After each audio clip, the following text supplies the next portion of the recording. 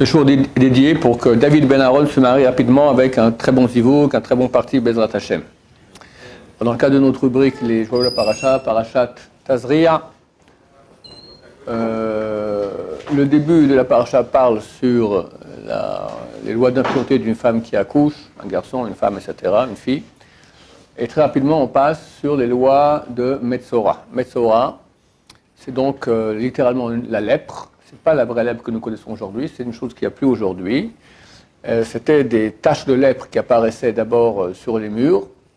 Si on ne faisait pas de chouva, ça apparaissait sur nos habits. À la fin, si on ne faisait pas de chouva, ça apparaissait sur notre corps. Et c'est une sorte de conséquence du Metzora. Metzora, c'est la racine Metzo, il sort ra du mal. Il sort du mal. C'est quoi? La shonara. Parler mal. Parler mal sur son prochain, après les lois de la shonara, donc c'est un interdit de la Torah, même quand c'est vrai. Tu dis quelque chose de vrai qui est faux, quelque chose de vrai qui est négatif sur ton prochain, c'est interdit de la Torah, et c'est très très très très très grave. Si ce que tu dis est faux, ça s'appelle Motzi Shemra, c'est encore plus grave, c'est un des péchés pour lesquels on peut ne jamais pardonner. D'accord? Tous les péchés, on est censé pardonner. Si j'ai péché contre quelqu'un, et il vient 3 fois s'excuser, pas 3 fois pardon. 3 délégations en pleurs, vraiment, il regrette vraiment. Si au bout de 3 fois je ne vais pas pardonner, lui, son péché est pardonné, et moi, j'ai un péché que je ne vais pas pardonner. À part 2 péchés. Si j'ai fait un Motzi Shemra, c'est-à-dire que j'ai dit une chose fausse sur lui, négative, ou que c'est mon rabbin attitré, et que je lui ai fait du mal, quel mal que ce soit, il peut aussi ne pas excuser 1000 fois. Donc, il faut faire attention à cela.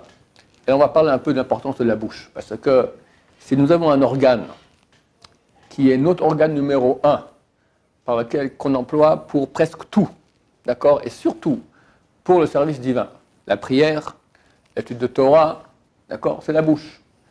Rabbi Shimon a écrit dans le Zohar, il ne comprend pas comment ça se fait que Dieu n'a pas créé 2 bouches. Une pour parler, pas les choses interdites, pour parler les choses de chol, profanes, et une pour s'adresser à Hachem. S'adresser à Hachem, c'est quand même quelque chose d'extrêmement grand. Étudier la Torah de Dieu, c'est énorme. Les non-juifs n'ont pas le droit d'étudier la Torah, ils ont le droit d'étudier que les 7 lois noachides. Pourquoi? C'est une chose qui est tellement sainte, c'est comme si on se marie, c'est marqué, et d'ailleurs il y a 2 versets desquels on apprend cela. C'est bien parce que les chrétiens, eux, ils croient dans la Torah écrite, alors on leur prouve qu'ils ne peuvent pas étudier. D'accord? Alors un des versets, c'est Torah tziva lanu Moshe moracha kelat Yaakov. Dieu nous a donné, nous a ordonné la Torah en tant qu'héritage à la communauté de Yaakov. Maintenant, c'est marqué Torah tziva lanu moracha, moracha c'est héritage. Chazal disent ne lis pas moracha, lis meorasa. Morasa, c'est comme une fiancée. C'est-à-dire que quand on étudie la Torah, on est en relation avec Hachem comme un homme avec une femme, en cohabitation. D'accord? Alors c'est clair qu'on ne peut pas dire à n'importe qui, viens, va avec ma femme. Ça ne se passe pas comme ça, d'accord? C'est pour ceux qui sont vraiment on va dire, la femme, le mari de Dieu ou la femme de Dieu, d'accord? Shabbat, on dit Boykala, viens la marier, et nous sommes les maris, et la Shrina, la présence divine, est la mariée. Donc il s'agit ici d'une relation extrêmement puissante. Elle se fait avec la bouche. Comment se fait-il qu'on ait 2 bouches, qu'on n'ait pas 2 bouches? Rabbi Shimon dit, je n'arrive pas à comprendre. Parce que c'est tellement sain, les paroles qu'on peut sortir avec la bouche, de prière ou d'étude de Torah, comment on peut maintenant dire, aller acheter un kilo de patates avec la même bouche? Qu'on ne parle pas d'interdit, c'est très très très grave. On a le droit de parler de la shonara, de dire quelque chose de négatif, quand il y a une utilité et il y a des conditions. 7, 8, 9, ça dépend dans les cas. Conditions. Dire la vérité, être certain que c'est vrai, être certain que c'est interdit par la Torah, on le dit sans haine, d'accord, on ne peut pas faire autrement, les conséquences ne seront pas pires que ce qu'on va statuer un bédine, beaucoup de choses, dans ce cas-là on peut. Et par exemple, des fois, on doit parler de la shonara. Que maintenant quelqu'un, voilà, j'ai un ami, il veut se marier avec une femme que je connais, d'accord, il me dit, ça va, il n'y a pas de problème, moi chacun a un gros problème, d'accord. Alors, pas tout un gros problème, mais il faut se renseigner chez des rabbinim. Qu'est-ce que des choses qu'on ne peut pas dire? Qu'est-ce que des choses qu'on peut dire? Des choses qu'on doit dire, d'accord? Si je lui dis maintenant tout va bien, puis il se marie, puis un gros problème à cause de ça, après c'est patatras, d'accord, c'est moi le responsable. Pourquoi tu ne l'as pas dit? Quelqu'un est en danger maintenant. Il y avait ici en Israël Un des jeûnes que nous avons durant l'année, c'est Tzom Gedalia, le lendemain de Rosh Hashanah, le 3 Tishrei. C'est en souvenir du meurtre de Gedalia ben Achikam. Il y a même monsieur qui s'appelle Gedalia ben Achikam, un grand tzaddik. Lorsque Nebuchadnezzar, Nabuchodonosor, est venu sur Israël, il a détruit le temple et il a exilé presque tous les juifs en Irak, en Babylonie de l'époque. Il a laissé ici quelques juifs pour encore que la terre soit habitable et il a mis un gouverneur qui s'appelait Gedalia ben Achikam. Et il y avait là, ici un rachat, un mécréant, qui a décidé de tuer Gedalia. Il s'appelait Netanyahou, je peux le nom de son père, Netanyahou ben Ishmael. Et on est venu dire à Gedalia ben Achikam, attention, fais attention, Netanyahou, il veut te tuer, fais gaffe. Il dit, pourquoi tu parles de Lachon Hara sur Netanyahou ben Achikam? Je ne veux pas écouter Lachon Hara, pas du tout. Et elle s'est venir, il s'est fait tuer. D'accord? Et à cause de ça, on jeûne. Tout le peuple d'Israël jeûne depuis, comment ça fait, 2500 ans à cause de cela. Alors, ce n'est pas tout à fait à cause du fait qu'il a été tué, bien qu'on appelle ce jeûne le jeûne de Gedalia, c'est parce qu'à cause de cela, vu qu'on a tué le gouverneur qui a installé le roi Nabuchodonosor, qui est un roi terrible, tout le monde a peur qu'il vienne et qu'il fasse ici, qu'il tue tout le monde. Alors, tout le monde a fui, ils sont partis tous en Égypte. La terre d'Israël est restée complètement vide pendant 70 ans. Par rapport aux 70 ans, qu'ils n'ont pas fait, pendant plusieurs années, Ben Israël n'ont pas fait les lois de Jacher, la Shemitah, et fait en tout 70 fois où ils ne l'ont pas fait. Et la Torah dit que la terre va vous chasser, elle va reprendre les lois de Shemitah, de Jacher que vous n'avez pas fait. Pendant 70 ans, personne n'a pu travailler la terre, comme on doit le faire durant les années de Jacher, de Shemitah. Et c'était donc une conséquence du fait que le peuple d'Israël n'a pas fait cette mission de Shemitah, donc la terre d'Israël était complètement vidée pendant 70 ans. C'est pour ça que nous, on est en jeûne, parce que la terre d'Israël vidée, c'est quelque chose de terrible. Quoi qu'il en soit, donc il y a des fois où on peut parler à Lachon Hara. Mais c'est très très délicat, il faut faire attention, parce que des fois c'est un péché de parler, et des fois c'est un péché de ne pas parler. Et si tu te trompes, c'est terrible, terrible.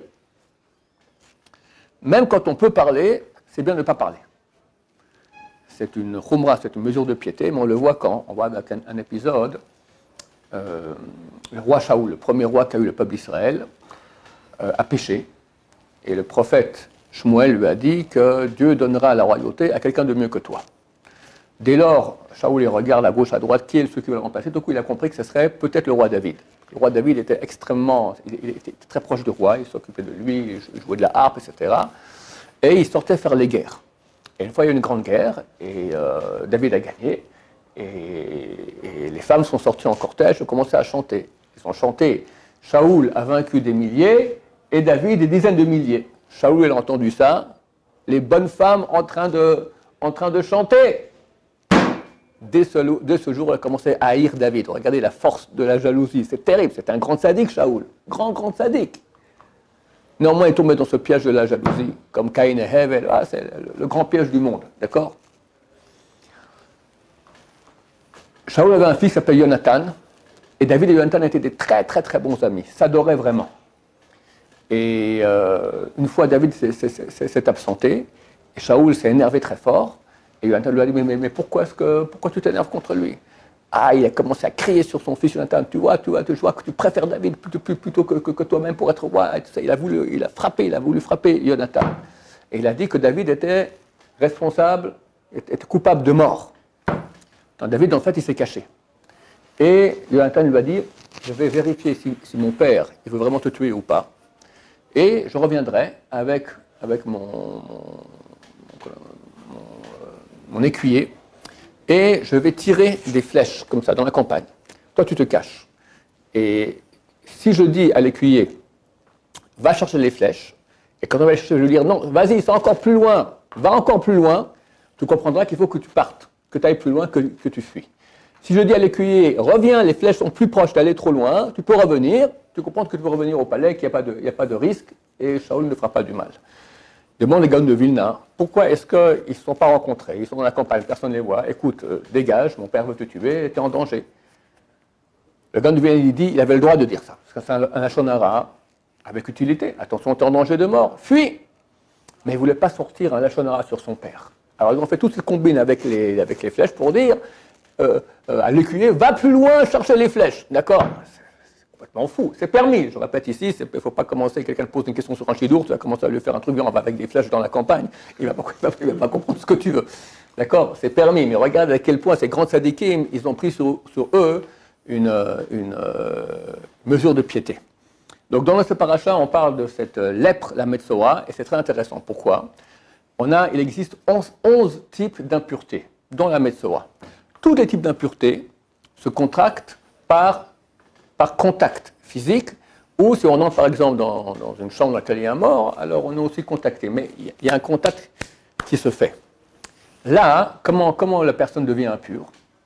Si c'est par exemple dans la maison, qu'il y a des taches de lèpre, on appelle cela, donc on appelle le Kohen. Le Kohen, il voit cela, il dit au type, ok, sors toutes les choses dont tu as besoin de la maison.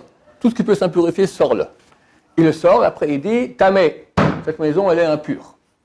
Dès lors, elle devient impure. Tout ce qu'il y a dans la maison comme objet devient impur aussi. Mais comment ça se fait? Si le Kohen, il a vu maintenant que les taches sont impures, comment il dit au type, sors tes objets, ils sont encore purs, et dès qu'il dit maintenant, c'est tamé, c'est impur, ça devient impur. Idem pour le corps. Quelqu'un, il a une tache, il va montrer au Kohen. Tant que le Kohen ne va pas dire c'est impur, il n'est pas impur. Il peut toucher des choses pures, si quelqu'un est impur, touche des choses pures, il les impurifie. D'accord? Mais tant que le Kohen, bien qu'il a une tâche qui est impure, tant que le Kohen ne va pas dire c'est impur, il ne va pas dire l'habit est impur, la maison est impure, il reste pur. C'est par la parole que ça devient impur. Dit le Steipler, le père de Raham Kanevski Zatzal. Pourquoi cela? Pour enseigner au type qui est devenu impur, regarde comment tu deviens impur. Pas parce que par le fait qu'il y ait maintenant une tache de lèpre, parce que le Kohen, il a dit, tu vois la puissance de la bouche? Avant, tout est pur. Dès que le Kohen, il dit, la parole, elle a un impact, ça rend impur. Vous avez une question? C'est pas un problème si le Kohen est dans la maison et dit c'est impur. Alors, il sort de la maison, il dit c'est impur. Il n'est pas dans la maison, il sort hors de la maison, effectivement. Aïe, aïe, aïe, aïe, aïe. Et de même que la bouche peut faire tellement de dégâts, elle peut faire aussi tellement de bien. Il y avait un des shofetim, un des juges, qui s'appelait Gidon. Et le lendemain du soir de Pessah, Yom Tov, après pendant Chol HaMoed, il est dans les champs, et tout coup il y a un ange qui se dévoile à Gidon. Et Gidon lui dit, je ne comprends pas. Avant-hier soir, mon père nous a lu la Gala de Pessah. Il a raconté tous les miracles qu'il y a eu en Égypte. Pourquoi Dieu nous fait tellement de misère? Et aujourd'hui, les Midianim qui rentrent en Israël, les Midianim rentraient, ils brûlaient tous les champs, ils volaient tout. C'est terrible. Les Juifs étaient en situation très, très, très malheureuse, très, très dure. Il dit, pourquoi Dieu ne nous fait pas de miracles? Et il commence maintenant à faire une sanégoria, une défense du peuple d'Israël. Il dit, si on est des tzadikim, alors que Dieu nous fasse des miracles, comme il a fait en sortant d'Égypte, s'ils étaient tzadikim. Si on n'est pas des tzadikim, on est des rechaïm, alors que Dieu nous fasse des miracles par le mérite de nos ancêtres qui étaient des tzadikim. C'est une super grande défense. Si on est tzadik, alors il doit nous protéger. Si on est rachat, par le mérite des ancêtres qui sont tzadikim, il doit nous protéger. L'ange était présent, il ne parle plus. Dieu vient et dit à Gidon, va avec ta force et va sauver le peuple d'Israël. C'est quoi ta force? La force que tu viens de faire maintenant. Tu as fait maintenant dans le ciel une défense du peuple d'Israël. Elle est montée, elle a enlevé dans le ciel, on se marque que Dieu il est comme un juge. Il y a le côté négatif qui accuse, le côté positif qui protège. D'accord?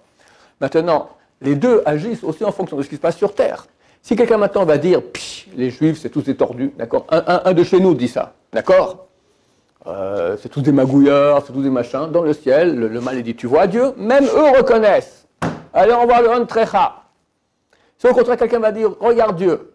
C'est vrai que peut-être des gens qui ne sont pas bien, mais ce n'est pas de leur faute. Qu'est-ce que tu veux d'eux? Ils ont été éduqués sans Torah, ils ont été éduqués par des gens anti-religieux, c'est un peuple qui sort de la Shoah. Qu'est-ce que tu veux d'eux? Il y a encore des religieux, mais c'est un miracle. C'est extraordinaire, sauve-les! Cet impact, cette parole qu'il fait, elle a un impact tellement fort, ça peut complètement annuler toutes les forces du mal. C'est marqué que lorsqu'on parle du mal sur quelqu'un de juif, alors le Nachash, le serpent dans le ciel, va lui aussi, il accuse. Et qui il accuse en premier? Nous-mêmes. D'accord? Nous qu'on a parlé, qu'on a ouvert la bouche, on a fait que la bouche du serpent en haut s'ouvre, alors on est les premiers touchés, à Dieu ne plaise. Et au contraire, si on fait du bien, on parle en bien sur les gens, combien ça fait de bien dans le monde? On espère que Mashiach arrive bientôt. Qu'est-ce qui empêche? C'est connu. La Gemara, elle dit que le premier temple était détruit parce qu'il y avait assassinat idolâtrie et adultère. Le deuxième temple a été détruit. Pourquoi? Parce qu'il y avait la haine gratuite. Haine gratuite, c'est par les mâles. Sur la belle-fille, sur la belle-mère, sur le beau-frère. C'est le pire. D'habitude, c'est comme ça, d'accord? Sur les voisins, sur le boss, sur l'employé. Quand quelqu'un parle, il amène de la haine. Et cette haine est responsable de la destruction du temple. Demande la Gemara, qu'est-ce qui est pire? L'assassinat, l'adultère, la Vodazara ou ça? La Gemara répond, regarde quel temple a été reconstruit, lequel n'a pas été reconstruit. Le premier temple qui a été détruit, après 70 ans, a été reconstruit. Le deuxième, ça fait 2000 ans, bientôt 2000 ans, qu'il est détruit encore. Donc on attend beaucoup ma chère Bezrat Hashem, on espère que c'est pour ce mois-ci, sinon à la fin de l'année, très très proche Bezrat Hashem. Il a mis ça énorme de faire attention à sa bouche. Et combien on peut faire de bien autour de nous? Combien on peut faire... Si déjà, hélas, on parle en mal, c'est très dur de ne pas parler la Shonara, il faut se battre.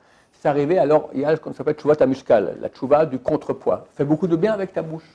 Parle de Torah, ramène les gens à la Torah, parle du bien, fais la paix entre les gens. Le Gaon de Vilna était, on l'appelle le génie de Vilna, d'accord? C'est peut-être le plus grand rabbin qu'on a eu les derniers siècles. Énorme, étudié avec, il a un livre qui s'appelle, c'est un commentaire sur Sifra Tzniuta, sur une partie du Zohar. Là-bas, il dit, je tiens ce chidouche de Yaakov Avinu. Il écrit, il étudie avec Yaakov Avinu, il faut le faire, hein, d'accord? En Chavruta. Beaucoup des grandes générations, ça leur arrivait comme ça, qu'ils avaient des Chavrutot avec le plus facile, il paraît, c'est Eliyahu Hanavi, d'accord? Des gens, Abraham Kanevski, sa femme a dit à son père que son mari, Chaim, il avait un dévoilement d'Eliyahu Hanavi. Yaakov Avinu, fantastique. Le Gaon de Vilna, il est parti en Israël, il n'est jamais arrivé en Israël, il est revenu après à Vilna, et sur la route, il a écrit une lettre à sa famille. Et c'est une lettre qui est extrêmement connue. Et là-bas, il dit qu'il faut faire très très attention de ne pas parler la Shonara. Et qu'à chaque seconde que quelqu'un se retient de parler mal, c'est pas que la Shonara. C'est la Shonara, c'est mensonge, c'est parler des femmes, c'est mentir, j'ai dit déjà mentir, salir sa bouche, d'accord, des gros mots, etc. Tout ce qui est interdit par la bouche. Chaque fois que quelqu'un se retient de dire des mots interdits, il reçoit une lumière spirituelle qu'aucun ange, aucune créature céleste ne peut imaginer, ne peut voir. Une lumière extraordinaire. Et je l'ai cité ici, je vous dis, qu'est-ce qu'il dit encore? Il reçoit cette lumière-là, ça expie ses péchés et il est sauvé de l'enfer. Il dit, c'est ça la tchouva. Il dit, c'est plus grand que toutes les flagellations. Il y en a qui jeûnent à cause des péchés, quelqu'un qui a une relation avec une femme nida, c'est 82 jeûnes, Zéra Batalage, c'est 84 jeûnes de suite qu'il faut faire. S'il a été avec une non-juive, c'est 216 jeûnes qu'il faut faire avec une femme mariée, 325 jeûnes, c'est beaucoup, d'accord? Il peut maigrir toute sa vie. Le Gaon de Vilna, il dit, retenir sa bouche, c'est beaucoup plus que toutes ces choses-là. Il dit, c'est ça la tchouva. Et après, il rajoute une chose terrible, c'est plus que toute la Torah. Incompréhensible. L'étude de Torah, c'est la plus grande mitzvah qu'il y a. Chaque mot de Torah équivaut à 613 mitzvot. Le Chafetz Chaim a dit, on peut dire, il a essayé, il a vu qu'en une minute, on peut dire 200 mots. Donc en une minute, tu dis 200 fois 613 mitzvot. Si c'est dur, c'est fois 100. Si c'est Shabbat, c'est fois 170 millions. Si maintenant, des gens ne sont pas venus au shiur, tu prends leur mérite à eux. Tu arrives à des milliards de mitzvot. Étude de Torah, c'est le plus grand que tout. Tu vois, le grand de la génération, Rabbi Chaim Kanevski Zatzal, on va dire une chose pour l'élévation de son âme, une seule chose, Torah. Même quand il bénissait, il ne dirait pas Bracha Ve'aslacha, c'est trop long, il disait Boua, d'accord, pour gagner encore une petite seconde de Torah supplémentaire. Et là, le Gaon de Vilna, il dit, retenir sa bouche, c'est plus que toute la Torah. Inimaginable. Alors que Dieu nous aide à faire attention à chaque mot que nous disons, faire beaucoup de bien autour de nous. Il y a encore une histoire que je vais vous raconter. Naomi, donc cette convertie qui s'est mariée avec Boaz, elle est devenue donc, elle était l'arrière-grand-mère du roi David. Et de elle sort donc toute la lignée des rois d'Israël. Quelques siècles plus tard, il y avait une reine non juive à la base, mais elle était ici en Israël, s'appelait Athaliahu, et elle a tué tous les descendants du roi David. Il n'y a aucune descendance du roi David. Un seul a été sauvé. Par quel mérite? Si elle n'est pas ça, elle finit plus Mashiach, plus rien. Mashiach doit descendre du roi David. Il y a un seul qui a été sauvé. Grâce à quoi? les Chazal, les sages d'Israël, ils disent que lorsque son enfant est né, les femmes, les voisines sont venues et ont béni l'enfant. Ils disent grâce à la bénédiction des voisines. Pas le grand génération, pas Rabbi Chaim Kanevski ou Baba Saleh qui a fait une bénédiction. Les voisines, grâce aux mots gentils des voisines, ils ont béni le petit enfant. C'est grâce à ça qu'il y en a un qui n'a pas été tué et comme ça on allait voir au Mashiach Bezrat Hashem. Regardez l'impact d'une parole bonne que nous pouvons dire. Baruch Adonai, l'olam, amen, amen.